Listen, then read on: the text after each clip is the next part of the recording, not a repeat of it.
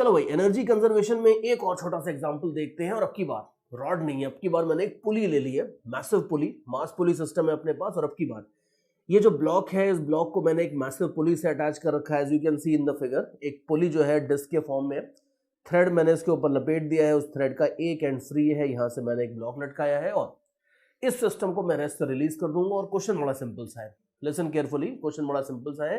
Calculate the speed of the block when it falls through a distance h।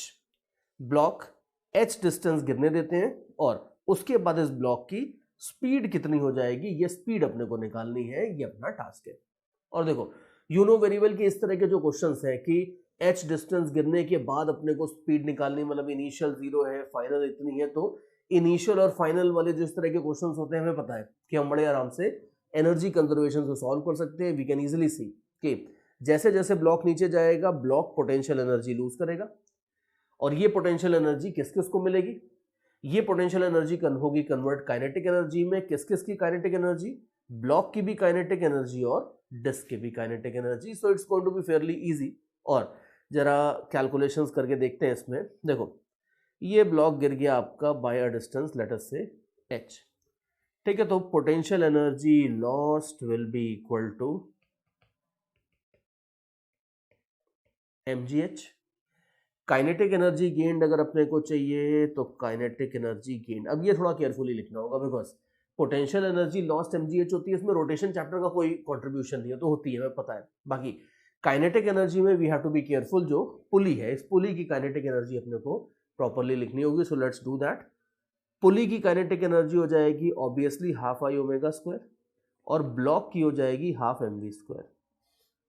और अब moment of inertia omega omega ये सब अपन डाल देते हैं। सी ऑब्वियसली थ्रेड पुली के ऊपर स्लिप नहीं कर रहा है, तो इसका मतलब है कि ये जो v होगी, this v will be equal to r omega, that's one thing. Moment of inertia अगर अपने को डिस्क दी है तो डिस्क का मोमेंट ऑफ इनर्शिया होता है mr स्क्वायर बाय 2, पुली का मास है 2m, तो 2m into R square by 2 moment of inertia, और हाफ mv स्क्वायर में तो कुछ करना ही नहीं है। और आगे सॉल्व कर लो, यू कैन सी कि r ओमेगा को हम v रख सकते हैं, 2 को कैंसिल कर सकते हैं, तो ये हो जाएगा half mv square plus half mv square which is kind of nice, total मिला के हो जाएगा mv स्क्वायर। तो काइनेटिक एनर्जी गेन करी है दोनों ने, पोटेंशियल एनर्जी लूज करी है खाली ब्लॉक में। और सिंपली अब आप इन दोनों को इक्वेट कर दो, तो इसको mgh से इक्वेट कर दोगे तो you can easily see the speed v will be equal to simply root gh। ये बात है। तो देख लो आराम से, इसी तरीके से पुली के आप कितने भी क्वेश्चंस बना सकते हो। तो मैंने खैर बहुत सिंपल सा क्वेश्चन लिया था, लेकिन आप स्टेप पुली ले लो, ये कर लो, वो कर लो। एनर्जी कंजर्वेशन अगर लग रहा है, अगर कोई कोलिजन वोलिजन इस तरह की चीज नहीं हो रही है, तो हमें पता है कि एनर्जी कंजर्व होगी। या थ्रेड अगर किसी सरफेस पे स्लिप नहीं कर रहा है, अगर काइनेटिक फ्रिक्शन वगैरह इन्वॉल्व नहीं है, तो मैकेनिकल एनर्जी कंजर्व होगी। और अगर कंजर्व होगी तो बड़े आराम से इस तरीके से आप कैलकुलेशंस कर सकते हो। इजी था। और देखते हैं, एक और प्रॉब्लम लेते हैं, एक ओल्ड जेई एडवांस प्रॉब्लम लेते हैं। Let me show you another problem. ये प्रॉब्लम बहुत पहले जेई एडवांस में पूछी थी उन्होंने, and I will not say that it is a very difficult problem, लेकिन इसमें जनरली पता नहीं क्यों कैलकुलेशंस में क्या गड़बड़ी होती है। इसमें बहुत बार लोग कैलकुलेशंस करके गलत आंसर निकालते हैं, मतलब कैलकुलेशंस करते करते या तो कुछ कंसेप्चुअल मिस्टेक कर देते हैं, क्या करते हैं मुझे नहीं पता, लेकिन कुछ ना कुछ इसके आंसर में जनरली गड़बड़ी हो ही जाती है। तो एक बार आई विल सीरियसली रिकमेंड कि आप इस वीडियो को यहीं पॉज कर दो। इनफैक्ट यहाँ मत पॉज करो, पहले क्वेश्चन तो बता लेने दो मुझे। क्वेश्चन मैं बता दूंगा, उसके बाद वीडियो को पॉज कर देना और इसको खुद से अटेम्प्ट करके देखना, and let us see if you can get the correct answer in the first shot.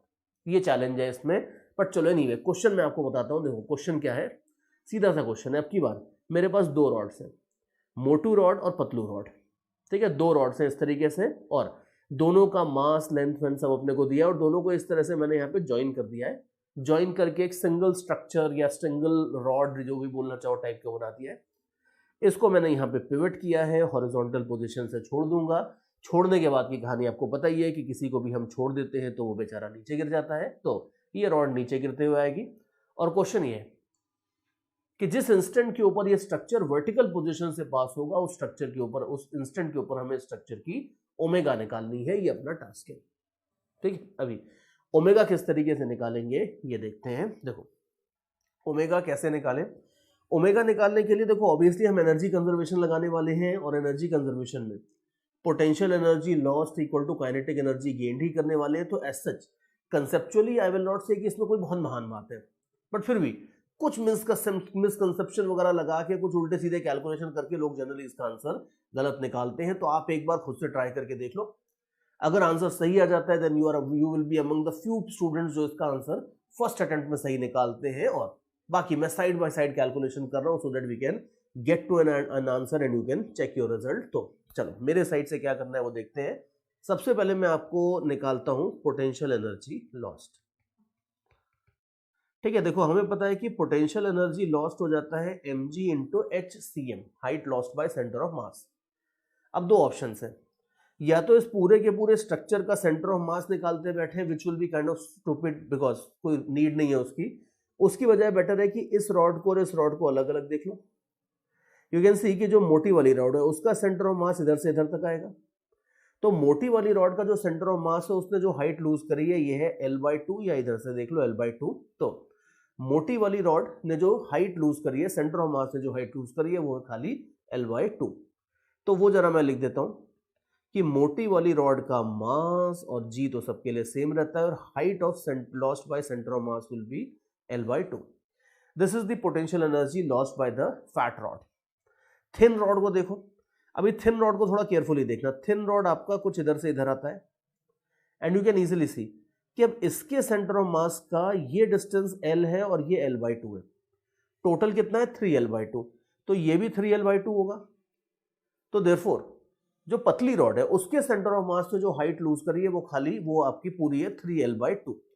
तो मास इंटू जी इंटू 3L/2 ये आपका दूसरी रॉड का कंट्रीब्यूशन आ जाएगा, और टोटल अब कर लोगे तो आपके पास आ जाएगा 7 mg L/2।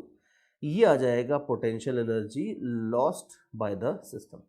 अब मान लो सपोज आपने अगर खुद के कैलकुलेशन में इसको कुछ अलग तरीके से भी निकाले, you can see that this is simple enough अगर आप ऐसे करते हो, लेकिन अगर आपने पूरे स्ट्रक्चर का सेंटर ऑफ मास निकाला है पहले और उसको फिर देखा है कि उसमें क्या लूज होता है तो वो सब किया है तो वो भी ठीक है, there is nothing wrong with that, but result same ही आना चाहिए। और वो दूसरी जो अप्रोच है वो बहुत ज्यादा रिकमेंडेड नहीं है बिकॉज आप खुद ही देख रहे हो कि उससे अननेसेसरी कैलकुलेशंस आएंगे और कुछ नहीं होगा। तो चलो एक बात तो ये हो गई, और दूसरा आप देख लो काइनेटिक एनर्जी गेन। अब काइनेटिक एनर्जी गेन में आप देख लो मोटी वाली रॉड भी काइनेटिक एनर्जी गेन करेगी और छोटी वाली रॉड भी करेगी, या वैसे अगर आप देखो तो हाफ आई ओमेगा स्क्वायर से ही हम पूरे सिस्टम का काइनेटिक एनर्जी गेन लिख सकते हैं, but I will need to be calculated very carefully. I का मतलब क्या है? आई का मतलब है कि इस पूरे स्ट्रक्चर का मोमेंट ऑफ इनर्शिया कौन सी एक्सिस के अबाउट, ये वाली एक्सिस के अबाउट। अब मोटी वाली रॉड के लिए तो प्रॉब्लम नहीं है बिकॉज मोटी वाली रॉड के लिए तो एक्सिस ऑफ रोटेशन ये वाली है, the axis of rotation is an axis that passes through one end of the rod. तो मोटी वाली रॉड के लिए कोई बड़ी बात नहीं है, मोटी वाली रॉड के लिए मोमेंट ऑफ इनर्शिया हो जाएगा वही ml²/3 वाला फॉर्मूला यूज करते हैं, तो 4m इंटू L²/3। जो पतली वाली रॉड है उसके लिए थोड़ा केयरफुल रहना बिकॉज पतली वाली रॉड का मोमेंट ऑफ इनर्शिया अगर ये वाली एक्सिस होती तो इसके अबाउट ml²/3 होता, लेकिन पतली वाली रॉड को आप रोटेट कर रहे हो ये वाली एक्सिस के अबाउट, तो देयरफॉर आपको ये वाला मोमेंट ऑफ इनर्शिया ml²/3 पता है, ये वाला सेंटर ऑफ मास वाला ml²/12 पता है, लेकिन ये वाली एक्सिस के अबाउट अगर चाहिए तो आपको पैरेलल एक्सिस थ्योरम 100% लगानी होगी, तो वो लगा देते हैं। यू विल सी कि I2 अगर आप देखोगे तो पैरेलल एक्सिस थ्योरम से आप देख लो, पहले तो लिख लो ml²/12 ये हो जाता है ICM प्लस mr², तो m into r²। Now what is r का मतलब है ये डिस्टेंस ग्रीन वाला, ये आप देख लो खुद ही, ये हो जाएगा वही पुराना 3L/2, तो m into 3L/2 whole square, ये हो जाएगा आपके पास मोमेंट ऑफ इनर्शिया किसका, सेकेंड वाली रॉड का अबाउट गिवन एक्सिस। ठीक है, अभी थोड़ा बहुत इसको सिंप्लीफाई करेंगे, फिर I1 प्लस I2 करके हम टोटल मोमेंट ऑफ इनर्शिया निकालेंगे और उसके बाद हम आगे बढ़ने वाले हैं। तो जरा ऊपर का रफ फर्क हटाते हैं और यहाँ पे इसको सॉल्व करते हैं। तो जरा I2 को ही देख लो सबसे पहले। तो I2 अगर आप देखोगे तो ml²/3 आप चाहिए तो ml²/4 चाहिए तो आप कॉमन ले लो। ठीक है, सॉल्व वॉल्व आपको खुद करना है, मैं सॉल्व कर रहा हूँ, but it's better to pause the video at this stage and do the calculations on your own. और ये अगर आप सॉल्व करोगे तो ये हो जाएगा आपका 28/12 ml², so that's like 7/3 ml² if my calculations are correct। तो ये तो हो जाएगा आपके पास I2 और I1 को ऐड कर देंगे तो अपने को टोटल मोमेंट ऑफ इनर्शिया मिल जाएगा। तो वो इधर लिख लेते हैं, total moment of inertia is 4 ml²/3 plus 7 ml²/3 which will be 11 ml²/3। ठीक है, ये हो जाएगा आपका टोटल मोमेंट ऑफ इनर्शिया। इसको पुट कर देते हैं ऊपर, तो अपने पास आ जाएगा हाफ इंटू आई इंटू ओमेगा स्क्वायर। ठीक है, इसको थोड़ा सा मैं हाईलाइट कर देता हूं। ये हमारे पास आ गया है काइनेटिक एनर्जी गेन का एक्सप्रेशन, और ये था हमारे पास पोटेंशियल एनर्जी लॉस्ट का एक्सप्रेशन। और हमें पता है कि एनर्जी कंजर्वेशन बड़ी सिंपल सी बात बोलता है कि जो जाता है वो आता है। इन अदर वर्ड्स, एक फॉर्म की एनर्जी लूज करी है तो वो दूसरे फॉर्म में अपीयर करेगी। तो potential energy lost equal to kinetic energy gain लगा के इन दोनों को कर देते हैं इक्वेट और कर देते हैं सॉल्व। तो you will have 7/2 mgl is equal to 11/6 and so on। So you can easily see कि हमारा काम हो गया है। हमें ओमेगा निकालना था, मास, लेंथ, जो जो चीज चाहिए थोड़ी बहुत वो कट कर दो, तो यू विल हैव 21/11 g/l। ये अपने पास आ जाती है ओमेगा स्क्वायर की वैल्यू, रूट कर दोगे तो आपको ओमेगा मिल जाएगा। तो यू कैन इजीली सी कि इस तरह से आप एंगुलर स्पीड निकाल सकते हो। और ये भी ध्यान रखना है कि आई एम नॉट सेइंग कि क्वेश्चन में बहुत कंसेप्चुअली कोई महान बात थी, लेकिन फिर भी कहीं ना कहीं मैंने देखा है कि इसमें कुछ ना कुछ मोमेंट ऑफ इनर्शिया निकालने में, इसमें उसमें कुछ कैलकुलेशन नहीं, वो थोड़ी कंसेप्चुअल सी मिस्टेक्स होती हैं, वो हो जाती है। तो just be a little bit careful about that, और कुछ नहीं है। बाकी एनर्जी कंजर्वेशन में ऐसे कोई बहुत प्रॉब्लम वाली बात नहीं आती। एनर्जी कंजर्वेशन के क्वेश्चन अपने आप में थोड़े सिंपल से ही होते हैं, इसमें दूसरी चीजें मिलाते हैं तो थोड़े से और अच्छे क्वेश्चंस बनते हैं। और देख लो, चलो एक आध प्रैक्टिस और कर लेते हैं। अभी एक और क्वेश्चन देख लेते हैं, इसमें मैं थोड़ी वर्क एनर्जी थ्योरम भी मिला देता हूं। देखो, मान लो सपोज मेरे पास एक रॉड है। ठीक है, इस रॉड को मैंने इनिशियली सस्पेंड कर रखा था such that it is vertical, और रॉड का वही मास, लेंथ आपको सब गिवन है। अभी मैं क्या करता हूं कि मैं इसके ऊपर एक हॉरिजॉन्टल फोर्स लगाना शुरू करता हूं। ये फोर्स हमेशा हॉरिजॉन्टल ही रहेगा, ये फोर्स अपना डायरेक्शन ऐसे चेंज नहीं करेगा। The force is always going to remain horizontal. तो मैं इस रॉड के इस एंड के ऊपर एक हॉरिजॉन्टल फोर्स लगाना शुरू करता हूं। और क्वेश्चन ये है कि जब ये रॉड थोड़ा रोटेट कर जाएगी, लेट अस से कि जब ये रॉड यहां से एक एंगल थीटा बनाएगी। देखो, ऑब्वियसली अगर ये एंगल थीटा बनाएगी तो इसकी कुछ ना कुछ एंगुलर वेलोसिटी होगी। क्वेश्चन ये है कि जब इसकी एंगल थीटा हो जाएगी हॉरिजॉन्टल वर्टिकल से, उस समय इस रॉड की एंगुलर स्पीड कितनी होगी ये निकालना है। डेटा अपने को सारा दिया है, रॉड का मास, लेंथ, जी, फोर्स सब दिया है। फोर्स ध्यान रखना इज ऑलवेज हॉरिजॉन्टल। और I will repeat the question once, find the angular speed of rod at the instant it makes an angle theta with vertical. मान लो ये क्वेश्चन है। अब आप देख लो कि इस क्वेश्चन में क्लियरली हम कुछ एक्सटर्नल फोर्स लगा रहे हैं, तो वो फोर्स वर्क करेगा तो कुछ एनर्जी भी देगा। तो ऐसे हम एनर्जी कंजर्वेशन डायरेक्टली नहीं लगा सकते, लेकिन उसी का इनडायरेक्ट फॉर्म होता है जिसको हम वर्क एनर्जी थ्योरम बोलते हैं। हम वर्क एनर्जी थ्योरम डेफिनेटली लगा सकते हैं। एंड वर्क एनर्जी थ्योरम बोलता है that net work done is equal to change in kinetic energy. अब आप देख लो कि वर्क इसमें दो लोग कर रहे हैं रॉड के ऊपर। एक रॉड को हम फोर्स लगा रहे हैं, वो फोर्स इसको रोटेट कर रहा है, वो वर्क करेगा। और दूसरा अपना पुराना वर्क है, फोर्स है ग्रेविटी भी वर्क करेगा। तो यू कैन सी कि work done by our force and work done by gravity, ये नेटवर्क डन होता है। इनिशियल काइनेटिक एनर्जी 0 है, फाइनल काइनेटिक एनर्जी मान लो जाती है हाफ आई ओमेगा स्क्वायर। तो इस तरीके से आपका एनर्जी या वर्क एनर्जी थ्योरम का एक्सप्रेशन बनेगा। ठीक है, एक बात तो ये हो गई। और आगे देखो, अब इसके बाद हमें वर्क डन बाय ग्रेविटी चाहिए, तो ये हो जाएगा आपका अब की बार -mg into HCl। You can see centre of mass ऊपर जा रहा है, तो work done by gravity will be negative. And you can further see की सेंटर ऑफ मास कितना ऊपर जा रहा है, कहाँ जा रहा है, हम आराम से निकाल लेंगे। ये रेड डॉट्स जो मैंने लगाए हैं ये सेंटर ऑफ मास की इनिशियल और फाइनल लोकेशंस को बता रहे हैं। यू कैन इजीली सी कि सेंटर ऑफ मास इनिशियली यहां से L/2 की हाइट पे था, L/2 की डेप्थ पे था, जो भी कहना चाहो, और फाइनली अगर आप देख लो तो फाइनली यू कैन सी कि ये तो L/2 ही होता है, और L/2 cos theta centre of मास का ये ग्रीन वाला जो वर्टिकल डिस्टेंस है ये हो जाएगा। तो therefore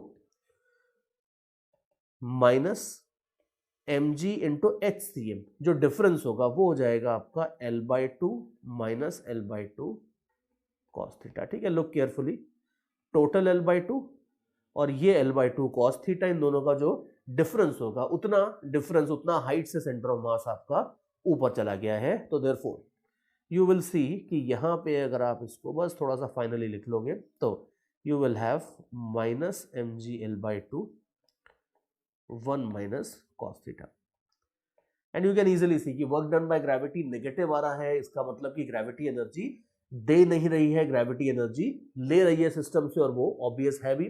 so that is one thing. दूसरा आप देख लो कि हमारा जो ये फोर्स है कितना वर्क करेगा। अब फोर्स के केस में आप देख लो कि फोर्स को फोर्स ही रहने दो, इसमें टॉर्क में कन्वर्ट करने की जरूरत नहीं, बिकॉज ये फोर्स आपका हॉरिजॉन्टल रह रहा है थ्रू आउट, तो ये कांस्टेंट फोर्स है।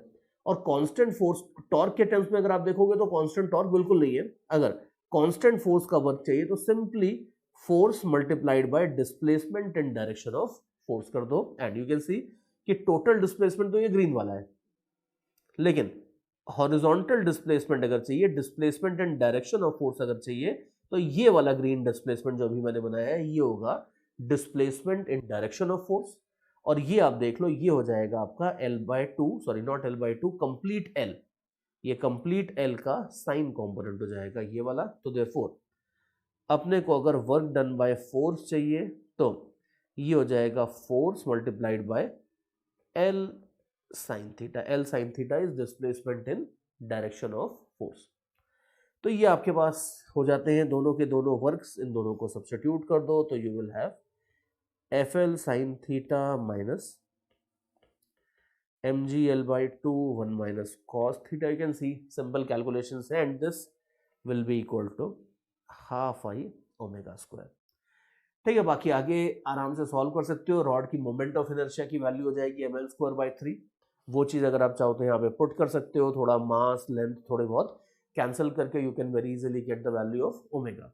हालांकि बहुत पहले जेई में इसके ऊपर एक क्वेश्चन पूछा था, शायद मेंस में मेरे ख्याल से क्वेश्चन था इसका, उन्होंने तो बड़ी सिंपल सी चीज पूछी थी, उन्होंने पूछा था that what will be the maximum angular displacement of the rod, मतलब कहां तक मैक्सिमम रॉड जाएगी। तो ऑब्वियसली कहां तक जाएगी का मतलब है कि फाइनल पोजीशन अगर पूछिए तो फाइनल पोजीशन वो होगी जहां पे ओमेगा 0 हो जाएगा। तो उन्होंने जो क्वेश्चन पूछा था उसमें तो उन्होंने करना था कि भाई ओमेगा 0 कर दो, and you can easily see कि अगर ओमेगा 0 कर दोगे तो आई वाई निकालने का झंझट ही नहीं रहेगा, सिंपल सा कैलकुलेशन है, इसको 0 करके you can calculate theta Vita जो चाहिए वो आप आराम से निकाल सकते हो। बट ये होते हैं इस तरह के क्वेश्चंस, अगर आप चाहो तो बड़े आराम से एनर्जी का यूज करके बना सकते हो। और यहाँ पे ये जो छोटा सा सेक्शन था वर्क एनर्जी पावर वाला, इसमें हमने रोटेशनल काइनेटिक एनर्जी का फॉर्मूला डिराइव किया, रोटेशनल वर्क, रोटेशनल पावर की बात करी, और 2-4 छोटे बड़े एग्जांपल्स लेके मैंने आपको थोड़ी सी फील दे दिया, थोड़ा सा आइडिया दे दिया कि भाई किस तरीके से हम इस एनर्जी कंजर्वेशन को या वर्क एनर्जी थ्योरम वगैरह को यूज करते हैं।